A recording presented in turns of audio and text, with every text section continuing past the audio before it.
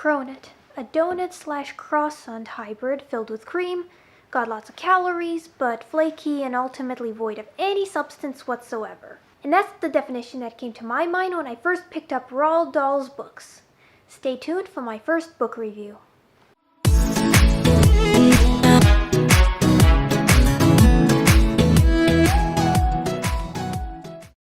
Hey, it's me. Just a few notes. First, I am wearing glasses today because I ran out of contact lenses, but I haven't ordered any new pairs yet. And second, I had my Roald Dahl books here, but now I don't have them because I had to return them to the library. Okay, regardless, today I'm going to review some of Roald Dahl's books. Now, Roald Dahl is a famous children's author whose books have graced the shelves of countless libraries and span many movies, like the time when I watched, with my class, I watched Willy Wonka and the Chocolate Factory in first grade. Actually, I really liked that movie. That and Matilda. But hold it, I'm not talking about the movies. Today, I'm going to talk about why I didn't like the books specifically. My first reason is that I did not like the influences from which Roald Dahl based his books. When I think about it, his books really remind me of a cross between Disney-esque fairy tales and Charles Dickens. Oh, wait a minute. Amongst Dahl's favorite authors are Rudyard Kipling and Charles Dickens. Now again, this is just a personal preference, but I always thought that Charles Dickens' plots in his books were so contrived, like dastardly situations always turning into a super happy ending. Oliver Twist, orphan boy who grows up in orphanage, escapes from said orphanage and joins a band of thieves, and then still comes out of it cute and angelic and in one piece after all that trauma. David Copperfield, boy grows up with an abusive stepfather, gets sent to a cruel boarding school, and then his mom and baby brother die.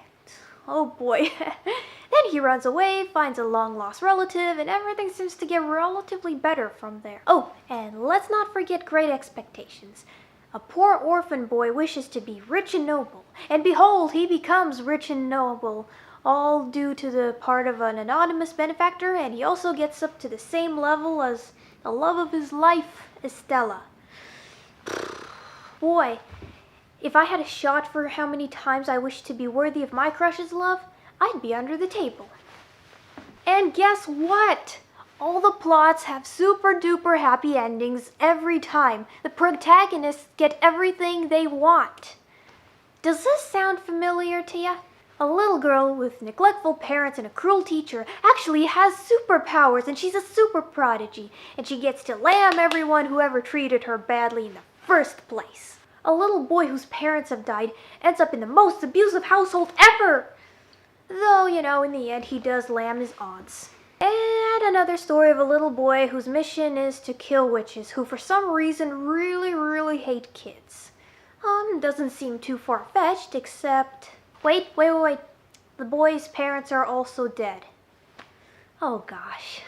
And Dahl's endings, like Dickens, were always so sugar-coated. I mean, in the end you get a loving family, an entire chocolate factory, or all the baddies and bullies in your life get eradicated entirely. Dahl's main idea is this. If you're a good person in bad circumstances, well, basically you're an entitled snowflake who will get everything they've ever asked for eventually. And I wonder what happened to millennials. Now, the problem I have with the plot really ties in with my second point. The characters are too black and white. Matilda, a superhuman genius with disgusting parents and a disgusting principal who hates kids, even though the latter runs a school with kids. What? As far as I know, even the subreddit Child Free doesn't hate kids that much. By the way, take a look at this article. I hate kids and I'm not sorry. Well, would you look at that? I wonder what Trunchbull would call this one. I practice the hammer throw on your kids and I'm not sorry. Charlie, the supremely good little boy versus poverty and starvation or something. Wait a minute, wasn't there welfare in Britain in the 1960s in Charlie's time? Yeah, you know what, I'm gonna call BS on this story. Oh, and here's another example. A little boy versus the witches who want to kill all the kids on Earth. I mean, can I go on a tangent for a minute? I think this story would appeal to me more if there was a better, just a better underlying reason for those witches to hate kids in the first place. Like, what if there was a witch who was not so much a villain, but an anti-villain, who teamed up with the boy, and then together they could kill all the other worse witches out there. Just saying. You know what those protagonists all have in common?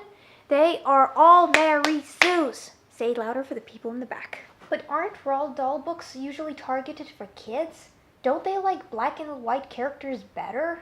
Well, yes, I actually did get into some Roald Dahl books as a kid.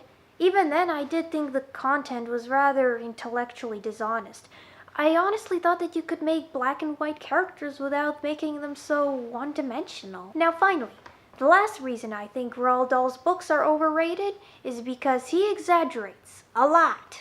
She was a skinny old hag with a mustache on her upper lip and a mouth as sour as a gooseberry. And then this one segment in Matilda where Amanda Thripp was spun around by her braids so fast, she was a blur. You know these are fairy tales, right? But it's like the author thought that the taller the tale, the more legit it makes it as a fairy tale. The more outlandish and cartoonish tropes you heap in there, the more it's going to be called a fairy tale. Right, kids? And to be honest, this is why I like the movies better than the books, like Matilda and Charlie and the Chocolate Factory, the movies I mean. They really deviated from those cartoonish Hallmark vibes that I've been seeing consistently in the books. Heck, even Fantastic Mr. Fox the movie wasn't so bad. And that's a cartoon. So, would I recommend these book series to anyone? Well, I would say for young children, sure, why not? I do want to say that Roald Dahl indeed is descriptive in his style of writing and simplistic enough for children to understand. And let's not forget his use of hyperbole, alliteration, wordplay, and puns. Yes, the hyperbole. It really grinds my gears. Even as a child, it really grinded my gears, but I understand that it might appeal to other children, and I just want to be realistic about that. I don't know. If kids like them, then they like them. It's just, I never thought the book series had any particular moral depth or takeaway to them. Or do you think I'm overthinking this?